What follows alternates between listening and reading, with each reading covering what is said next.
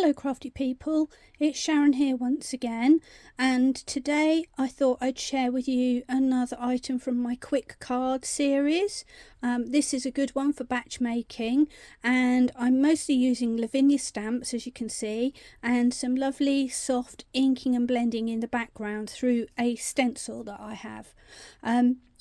I've made a few cards like this, so I just thought I'd start by showing you, once you've laid down the basic scene, the different things that you can add. So I've got the fabulous stag sitting here.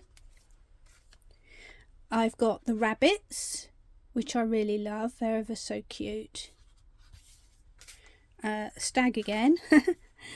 And this one's just for a change. I've taken some of the new houses from the latest release, coloured them in with alcohol markers and then added those on, and I think that gives a really nice effect as well, so that's really nice to do. And as you will have seen, every scene in the background is basically starting off from the same place, and that's kind of what we're going to concentrate on today. So to start off with, I've got my white piece of card here. It's just a smooth stamping card, and I'm going to do a 5 by 7 inch card.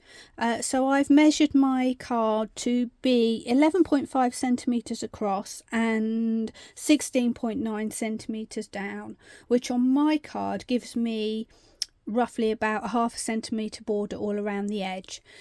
For speed, I'm not going to do matting and layering. I'm going to use my alcohol pen to create a border around the edge, which saves time and saves cardboard and weight if you're posting. So let's begin. I have a stencil that I like to use to make this archway effect. You could do this with a round stencil or anything that you've got. If you don't have an archway, you might potentially have a die cut. You could die cut a stencil shape out of some other card or acetate that you might have. This one I've had for a really long time, and I think I got it from Clarity Stamps, so if you have a look on there, they've probably got something similar to this. Now what I'm going to do is attach my stencil to the bottom of my piece of card, and if you look closely you can see that I've made a line which is where I want to have my card sitting on the other side of my stencil. So the reason I've done that is that I can actually get lots of pieces of card and just keep inking and replacing, inking and replacing, and getting my archway positioned centrally every time. So all I'm doing is flipping over to the back, and you can see I've got my bit of tape folded over. I'm just going to release that, and then taking my piece of white card, I'm going to place it so that I can see my little markings, which may not come out too clearly on here, but I can just about see them through my stencil.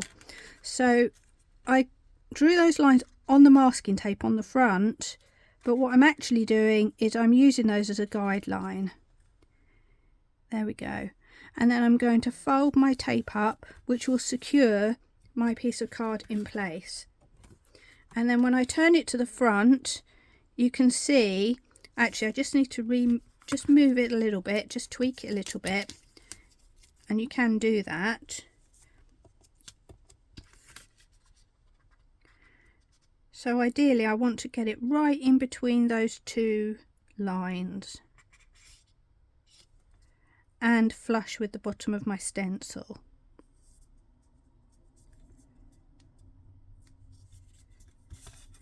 Okay, let's turn over again. There we go, I've got it positioned better this time. So my lines are on the edge of my piece of card. I also want a grounding area, so I've got a piece of torn card, and I'm just going to place that roughly where I want it, like so. And I'm just going to grab another little piece of masking tape just to secure that onto my stencil, and we're ready to start blending. Now in previous videos I've used blending brushes. This one I'm going for a more solid effect, so I'm going to use my blending sponges, and So I've got one for each colour here that I'm using, and the colours I'm using are Distress Oxides, and I'm going for Spun Sugar and Salvage Patina, which is a really nice frosty colour combination. So I'll just get the lids off of those, and I'm going to start with my Spun Sugar, and I'm coming in from the top right hand corner and blending down. And you can make this as light or dark as you like. I'm not going all the way. I'm coming just over a third way across, I think, and just getting a nice little blend going on. And just fading it out towards the edges.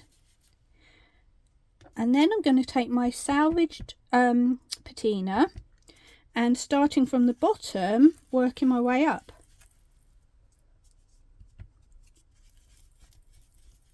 And going over the pink so that the two start to blend together for a sort of ombre effect. And the reason I've done it in this order, I feel like the pink is the softer colour, so since my blending brush is going to go over the top of the pink, I'd rather get a bit of pink on my blue sponge than getting it the other way around. So it's really quick to do, as you can see. There we go. And now I want to add a little bit of depth and shadow down at the base where my ground line's going to be. So I'm swapping now to Chipped Sapphire Distress Oxide. And for this one, I've got a little soft brush.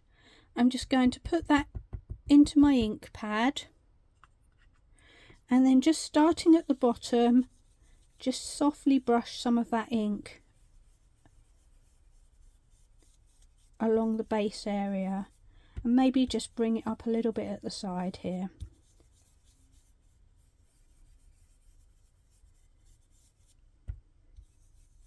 It's only a tiny little thing, but it makes quite a good bit of difference to the overall finished effect.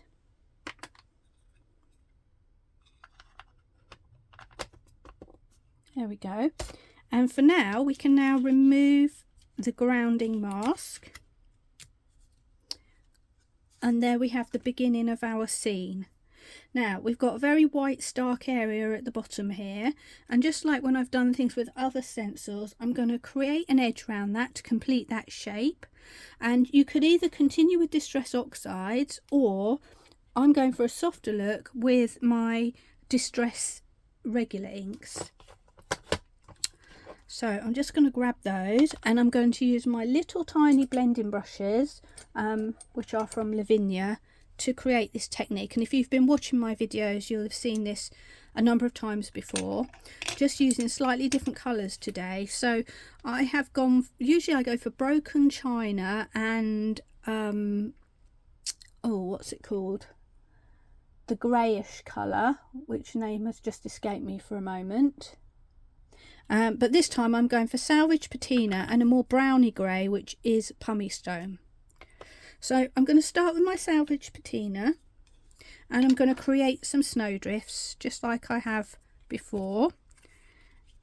So I'm going to place my little piece of card. You can use the same one or a different card. Let's put that in shot a little bit. Dab my brush into my ink, dab a little bit off, and then just very gently start adding a little bit of blue along the edges and up the edges of the stencil as well. Now my piece of card has been well used and it's kind of gone a bit wobbly because it's gotten damp so many times, but I think that doesn't matter too much because I don't need it to be absolutely precise, but I think this is coming to the end of its little lifespan. It's definitely got a good use out of it anyway. Okay, so that's the blue. I'm going to do the same thing with my pumice stone and add some shadow. So I'm just going to come in the side there, and it's more of a sort of greeny grey, dare I say muddy colour, just softer. Okay, when I remove that, there we have our first snowdrift. And then I think I'm going to do another one just below. So picking up my blue, we do exactly the same thing again.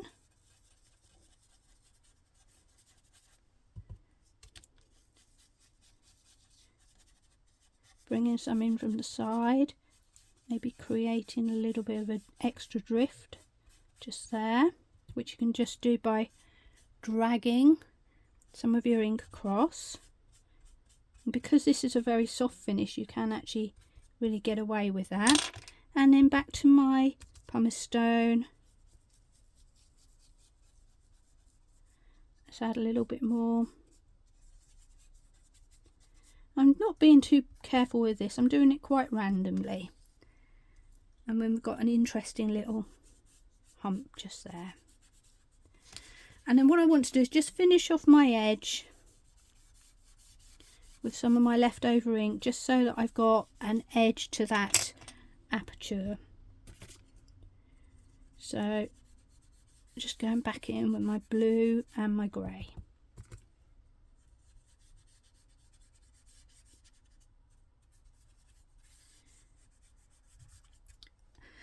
And just like I always say, you can follow the same formula, but everyone will come out slightly different, and I quite like that. So that's the background done. It's now time to start adding a little bit of scenery. And to do that, I am going to use my stamping platform, or am I? Yes, I am, just to secure it. But we're ready to take away the stencil now. So I'm going to peel that away, and lo and behold, we have our lovely archway sitting in the middle of our stencil. And now I'm going to just get my stamping platform and secure my piece of card. Now, I may not always use this stamping platform actually for stamping, but it is handy for just holding your card in place, etc. I think I'm going to get my sentiment done first. So I'm going back to my woodware sentiments, which I really like. They just fit lovely into everything. And I'm going to pick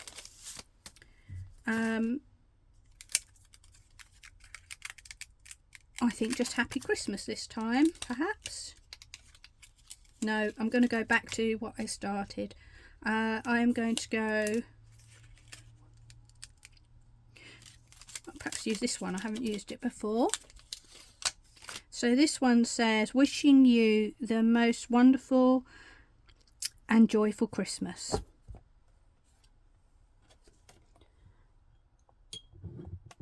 Sorry, I'm just moving a few things. I was about to have a disaster with my water just then. Okay, so I've lined up my stamp. I'm just going to pick that up, and I'm going to use my VersaFine in Nocturne to stamp that sentiment down so that I get a nice crisp sentiment with a bit of luck.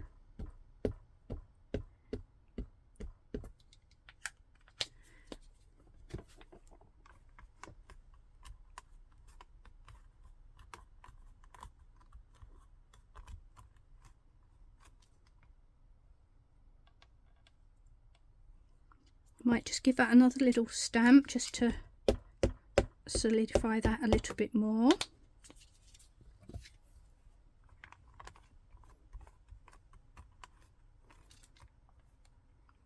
Beautiful, and we're done. I'm just going to wipe my stamp quickly. I just want to get the worst of the ink off because I don't want to pick it up on my fingers and then transfer it to my white card. So I'm just giving that a quick clean off.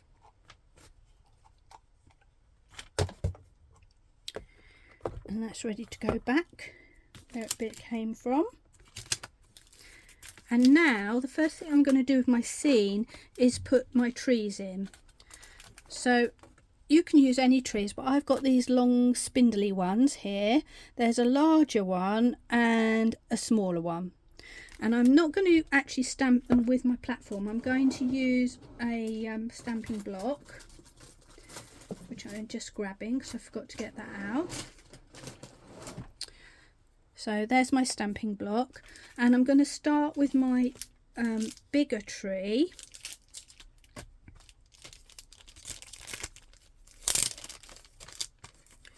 Just grab that out of the bag.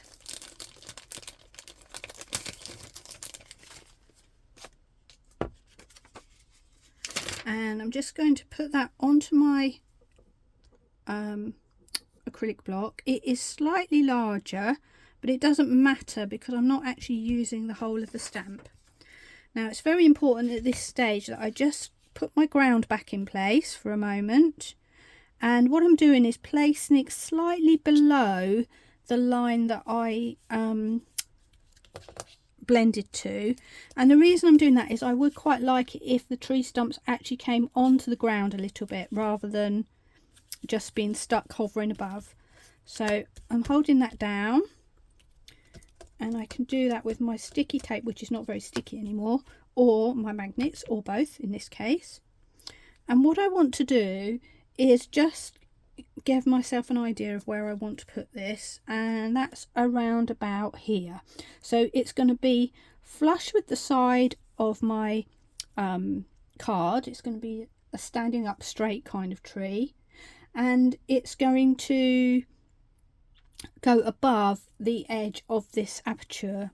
And I'm just thinking now, I want this one to be at the front, so I'm actually going to bring my grounding mechanism down a little bit so that my tree is going to come all the way down to here,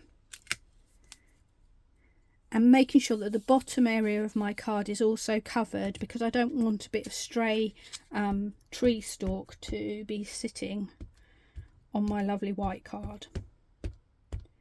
Okay, so I'm giving that a stamp up, and I'm going to place in position my tree. Normally I'd flip this round about 90 degrees so that I can hold it easier, but I'm just trying to do it straight upwards for the benefit of this video. Okay, so I'm pressing that down. Let the ink sink in for a minute, and particularly down at the bottom here, because this little bit of paper is slightly higher, so it creates a ridge due to the thickness of that paper. So I just want to give that a press to make sure I get my stalk all the way down to where I want it. And then I'm going to lift and see what we've got. There we are, beautiful tree sitting in the snowdrift. And just a bit of housekeeping, quickly giving my stamp a clean off, because we're only doing one impression with that stamp. And then I'm going to move on to my smaller tree, which is a very similar type of tree, just a little bit smaller. So this one is good to do ones that are perhaps further in the distance. And we're going to do the same process. We're going to stamp it out, and then on this one perhaps do some second generation stamping so that we get a bit of an idea of some forest in the background. So there's my tree. Let's put it on straighter, helps. There we go. And ink up.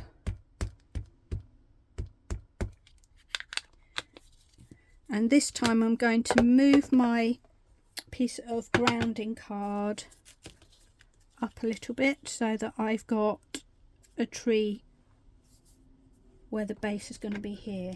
And I'm going to stamp this one in position, slightly overlapping the other tree, so we get a bit of a forest feeling.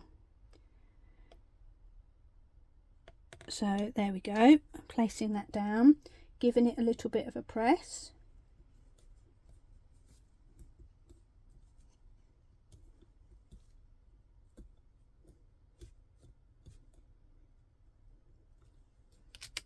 Lovely. And then I'm going to move my card up a bit. I'm just going to grab a little spare bit just to add extra protection on the bottom there. and I'm going to jump in with a second generation in the distance. There we go. Maybe another one there. And before I finish, I'm going to add one more first generation tree, and this one is more in the foreground, so I'm just going to find a little area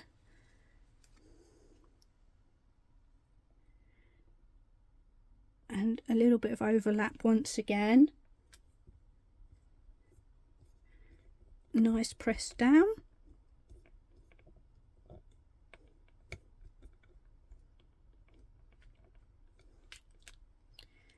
And there we have it, the idea of a forest in the background.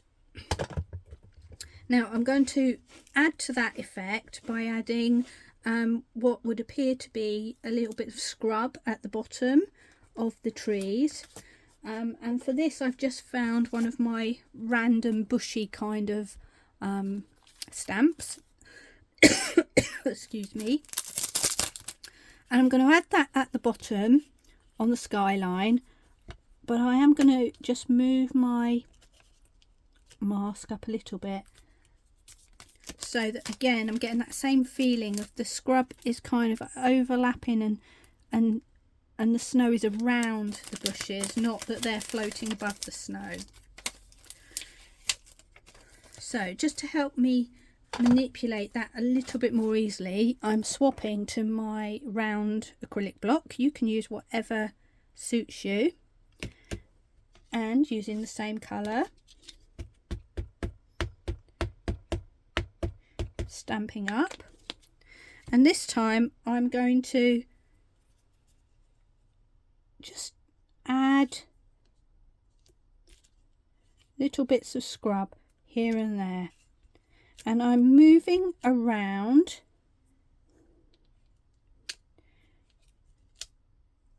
and doing second and third generation stamping.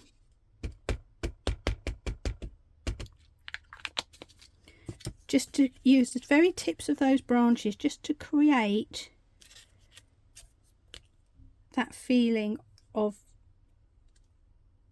bushes. And you can do as much or as little of this as you like. There we go, lovely.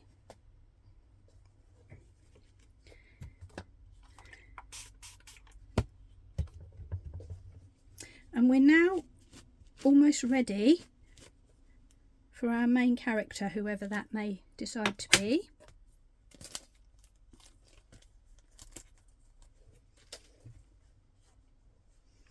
So I thought it'd be nice to do those little rabbits. So let's get all of these masking pieces out of the way.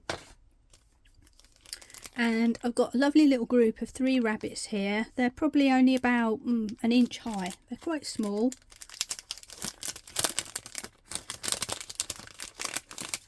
So I'm going to just grab those.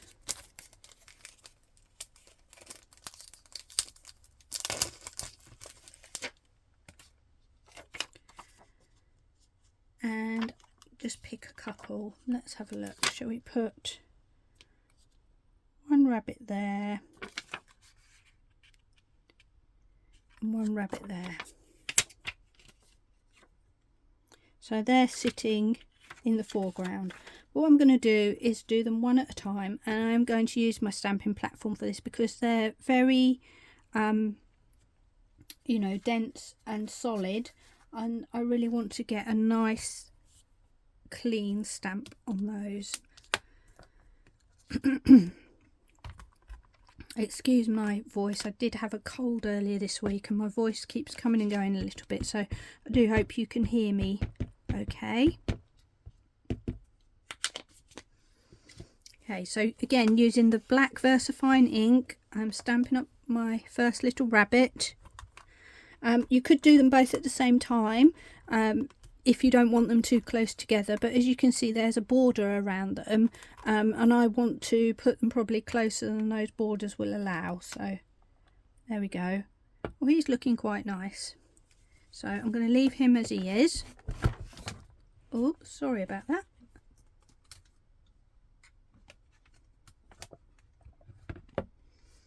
Getting a bit vigorous with my cleaning there.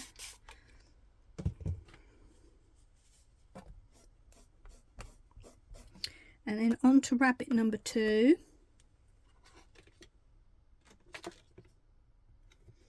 And I'm just going to put him down here at a slightly different level. Looks like they're having a little conversation.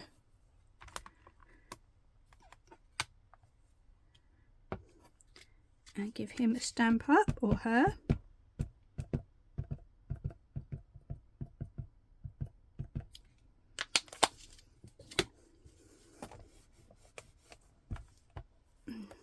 And then down they go. Just let them have a little press for a little while.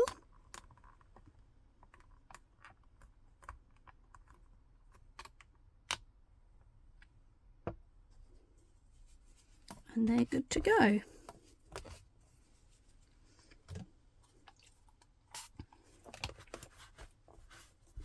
Now if you'd got like 4 or 5 of these going, you could stamp them one after the other with your rabbits in the same position, and you could make a number of cards quite quickly. So it is a good batch making card to do.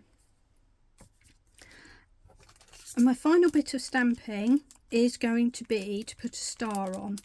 And I have got a little tiny star here from Lavinia. And I'm just trying to get it out of the package because it's stuck. Here we go. Now, depending how much time you've got, you could stamp and emboss this with gold or silver. I'm going quite quickly, so I've decided to stamp mine with a yellow Distress Oxide, which is mustard seed.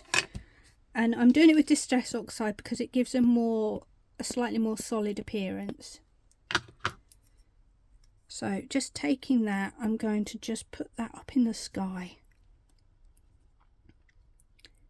and give that a little press.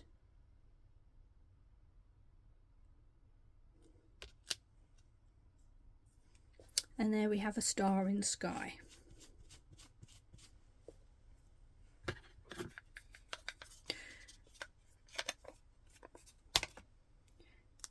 Now the next thing we want to do is maybe add a little bit of snow effect. And you can do soft snow with water, or you can do stronger snow with a white Posca pen or some acrylic paint or something like that. But I'm going to start with just some water and see how that goes. So I've got my fan brush dipped in water. Excuse me. I'm just going to take off the excess, and I'm just doing a little bit of splatter. And you won't be able to see much at the moment, but hopefully you will in a minute. If you need more water, just dip back in. There we go. Got a bit of a snowstorm going on now. And then I'm going to take my kitchen roll and blot away, and I get some very soft snowflakes. I'm going to add a bit more into the blue area. It might have caused a bit of a blizzard now, but there we go. And then we can also add a little bit of white snow. This time I'm going to use this Liquitex acrylic ink. Giving it a shake, and it's got a little dropper, this one, so it's handy. It's kind of like pre-mixed. I'm just going to put a little bit on my glass mat.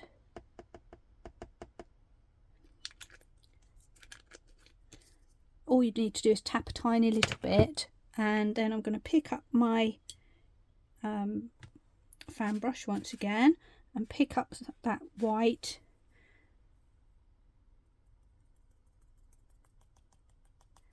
and just add, might need a little more water.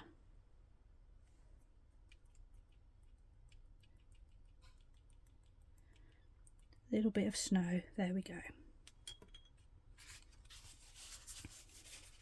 And what I could do if I was not on video, I could go back and do that again and add some more if I wanted to. But I'm just going to leave that very soft like that. Now, the last thing we need to attend to in terms of looking at this picture is that all of these things although they're in the ground, they do appear to be floating still. So we need to go back to my little tiny brush,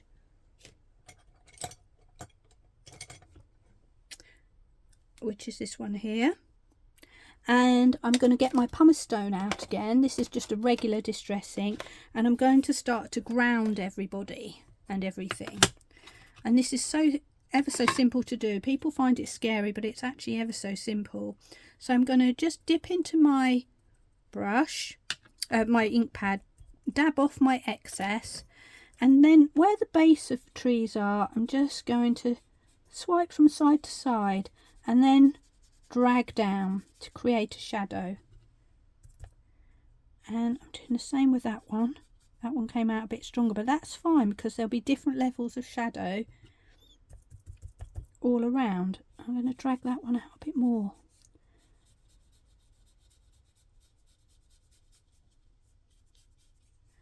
And if I feel like it's a bit white behind, I can just add a bit more, just to add a bit more depth and dimension. And then we need to not forget about our little rabbits either, who also are casting a shadow.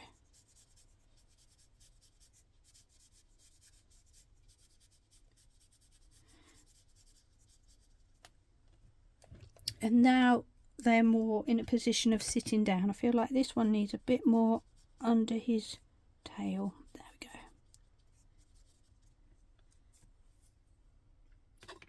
And that's how we add the grounding. We can also add a little bit inside these bushes here, just on that area where the sky meets the snow, just to soften that down, give the feeling that there might just be a little bit of shadow there. And then just go in gently and just keep adding if you feel like you want to.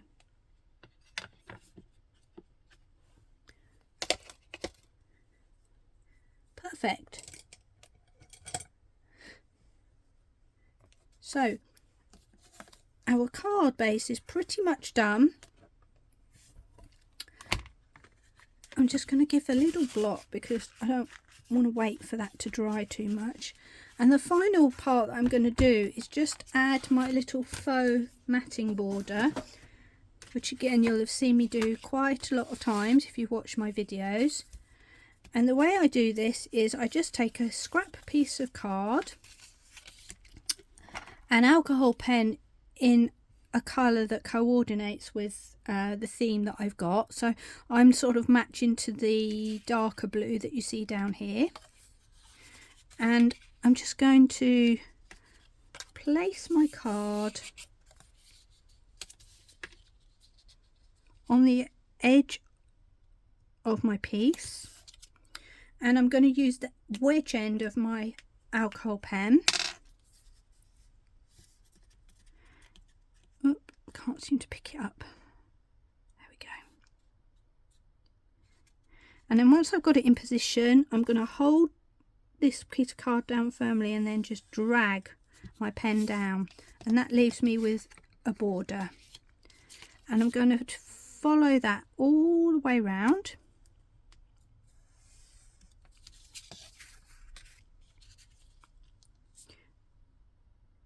And I'm doing it by butting the wedge end of my pen up against this piece of guiding card that I've got.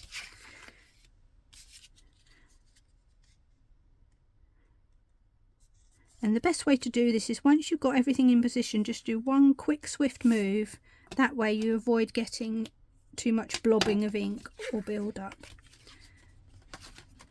And then we've got a lovely border around the edge of the card.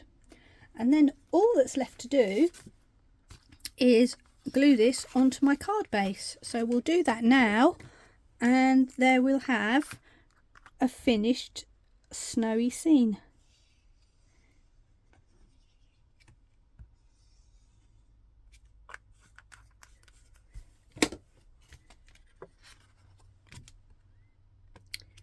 So I'm just sticking that in place. And let me just bring a little bit of black card in so that you can see properly what this card looks like. There we go. A beautiful snowy scene. You could add glitter if you wanted to, or sparkle, or just leave it plain like this. Perfect for posting, small size UK, nice and flat, so it's going to be as cheap as it gets for posting here in the UK. I hope you enjoyed that. I'll just bring back in a few of my other ones so you can see. There we go. And there we have our quick Christmas card. Thanks ever so much for watching.